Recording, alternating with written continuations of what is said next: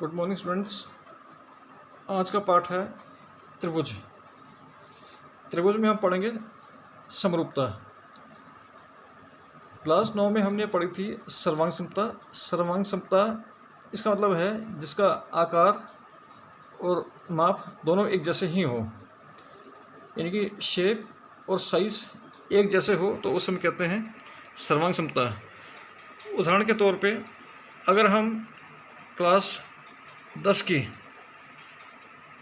अगर हम 3-4 किताबें गणित की ही खरीदें तो वो एक ही आकार और एक ही साइज़ की मतलब होंगी, वो एक ही शेप होगा, एक ही साइज़ उनका होगा, ठीक है। दिखने में भी एक जैसी होगी और उनकी माप भी सब तरफ से एक जैसी होगी। यानी कि एक को दूसरे के ऊपर रखें तो पहली वाली दूसरे को ढक लेगी और दूसरी वाली पहले को ढक लेगी, तो इस तरह से उसे कहते हैं सर्वांग समता। लेकिन समरूपता में क्या चीज़ होती है? समरूपता में कि जो देखने में तो एक जैसी होगी लेकिन उनका आकार क्या होगा, वो अलग अलग होगा, उसे कहते हैं समरूपता। जैसे इस प्रकार से दो त्रिभुज हैं, एक छोटा त्रिभुज है और एक बड़ा त्रिभुज है। ये दिखने में त्रिभुज ही हैं, तो इसे हम कहते हैं कि समरूपता।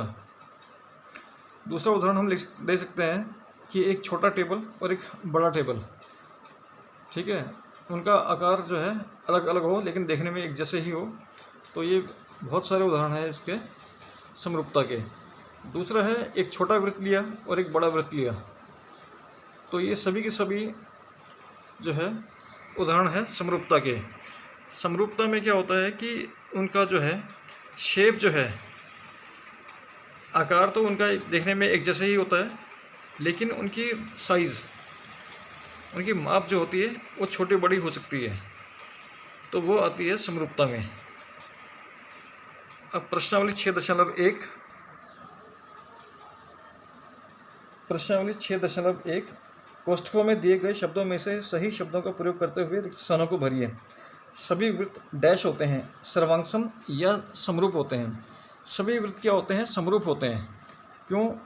क्योंकि हो सकता है एक छोटा वृत्त, एक वृत्त ऐसा हो, एक ऐसा हो और एक ऐसा हो। सब देखने में एक जैसे हैं लेकिन इनका जो है साइज़ वो अलग अलग है, तो इसलिए सभी के सभी जो है वृत्त क्या होते हैं? वो समरूप होते हैं। अगला, सभी वर्ग डैश होते हैं। इसी प्रकार से सभी वर्ग भी क्या होते हैं कि समरूप होते हैं। चारों के चारों भुजाएं वो बराबर होंगी, देखने में एक जैसा ही होगा लेकिन उनकी माप अलग अलग होगी, तो वो सभी त्रिभुज क्या होंगे? वो समरूप होंगे। सभी डैश त्रिभुज समरूप होते हैं।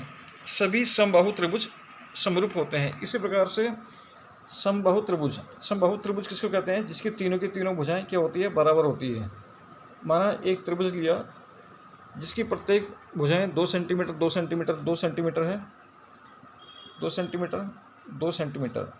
इसको सपोज लिया 4 सेंटीमीटर, ये 4 सेंटीमीटर, ये 4 सेंटीमीटर। तो दिखने में तो दोनों त्रिभुज समबाहु त्रिभुज हैं। समबाहु त्रिभुज में प्रत्येक कोण 60 डिग्री का होता है, तो दोनों त्रिभुज देखने में एक जैसे हैं लेकिन इनकी माप अलग अलग हैं, तो ये सभी त्रिभुज समबाहु त्रिभुज क्या होते हैं? वो समरूप होते हैं। अगला है, भुजाओं की समान संख्या वाले दो बहुभुज समरूप होते हैं यदि उनके संगत कोण क्या होने चाहिए? संगत कोण भी क्या होने चाहिए? बराबर होने चाहिए। समरूप तभी कहेंगे जब इनके संगत कोण भी बराबर हों। ऐसा नहीं हो सकता है कि एक कोण ऐसा हो गया और एक कोण ऐसा हुआ, तब ये समरूप नहीं होंगे। तो इनके जो संगत कोण होंगे वो क्या होने चाहिए? बराबर होने चाहिए। और उनकी दूसरी है, उनकी संगत भुजाएं डैश हों। उनकी संगत भुजाएं क्या होनी चाहिए? समानुपाती होनी चाहिए, ठीक है। अगर संगत भुजाएं बराबर हो जाएंगी तो वो केस बन जाएगा सर्वांग समता का। अगर ये समानुपाती हो जाएगा तब ये केस हो जाएगा समरूपता का। यही अंतर है सर्वांग समता और समरूपता में। सर्वांग समता में और समरूपता में दोनों में संगत कोण तो बराबर होते हैं, लेकिन समरूपता में जो संगत भुजाएं हैं उनका अनुपात बराबर होता है, जबकि सर्वांग समता में उनकी संगत भुजाएं बराबर होती है। अब है त्रिभुजों की समरूपता। दो त्रिभुज समरूप होंगे यदि उनके संगत कोण बराबर होंगे। ठीक है, संगत कोण बराबर होंगे। यानी कि अगर हम ये कहें कि त्रिभुज ए बी सी, यानी कि ये कहा जाए कि त्रिभुज ए बी सी ये निशान है समरूपता का, त्रिभुज डी ई एफ के समरूप है, त्रिभुज ए बी सी समरूप है, त्रिभुज डी ई एफ के समरूप है, तो सबसे पहले उनके संगत कोण बराबर होने चाहिए। इसका मतलब ये है अगर ये कोण ए पहले है तो इसका संगत कोण वो डी होगा, इसी तरह से बी का संगत कोण ई होगा और सी का संगत कोण एफ होगा, तो संगत कोण बराबर होने चाहिए। इसका मतलब ये हुआ कि कोण ए किसके बराबर होगा, कोण डी के, और कोण बी बराबर होगा कोण ई के, और कोण सी बराबर होगा कोण एफ के। संगत कोण वो बराबर होते हैं। दूसरा क्या होगा, उनके संगत भुजाओं का अनुपात बराबर होता है,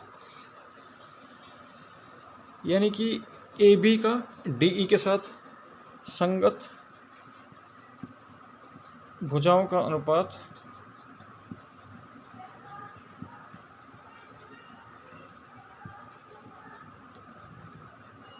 बराबर होता है।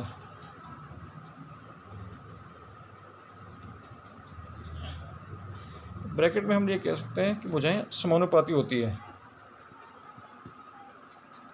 यानी कि संगत भुजाओं का अनुपात बराबर होता है। यानी कि ये कहा जाए कि ए बी का डी ई के साथ, ए बी का डी ई के साथ अनुपात ये किसके बराबर होगा, बी सी का ई एफ के साथ,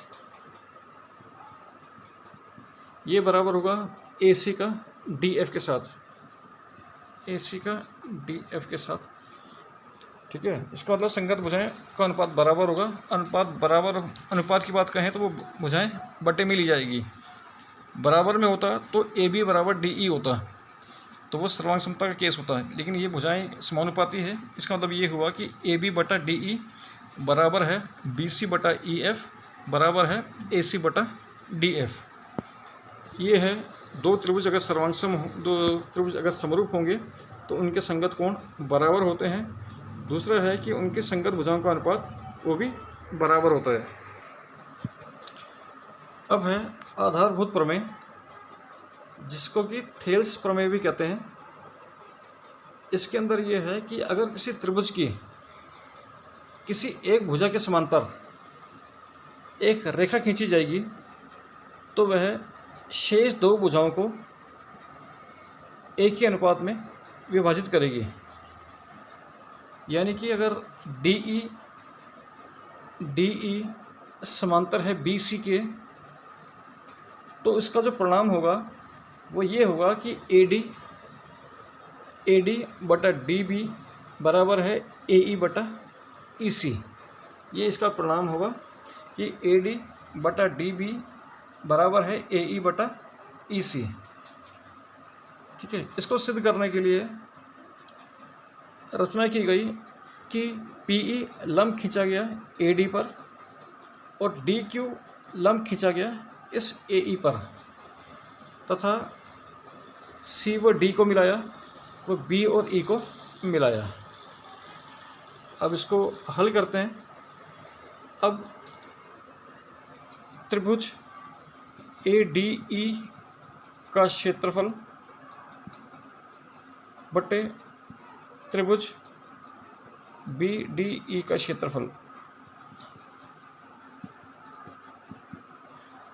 एक त्रिभुज ए डी ई का क्षेत्रफल लिया, दूसरा बी डी ई का क्षेत्रफल लिया, तो त्रिभुज के क्षेत्रफल का सूत्र है 1/2 आधार गुणा ऊंचाई, 1/2 आधार ए डी और ऊंचाई पी ई, ए डी गुणा पी ई बटे। अब त्रिभुज बी डी ई का क्षेत्रफल, बी डी ई का क्षेत्रफल लेना है तो 1/2 आधार बी डी होगा और इसमें भी ऊंचाई यही ली जाएगी, पी ई ही ली जाएगी इसमें, तो 1/2 आधार हुआ डी बी, लिख लेते हैं इसको, डी बी गुणा ऊंचाई पी ई। ठीक है, समीकरण नंबर 1। इसी प्रकार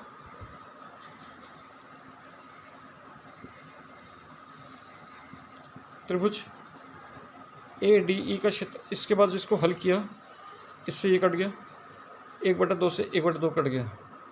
तो त्रिभुज ADE का क्षेत्रफल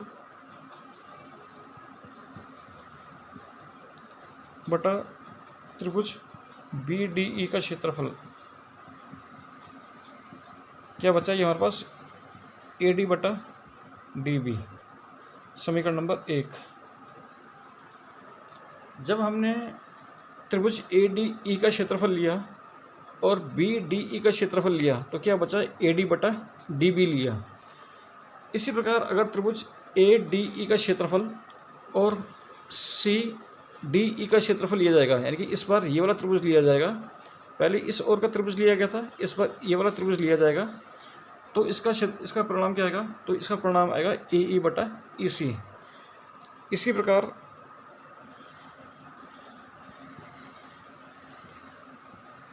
त्रिभुज ADE का क्षेत्रफल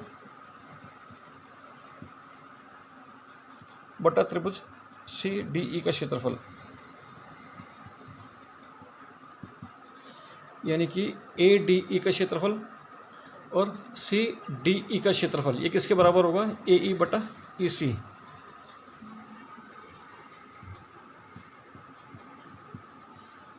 समीकरण नंबर 2।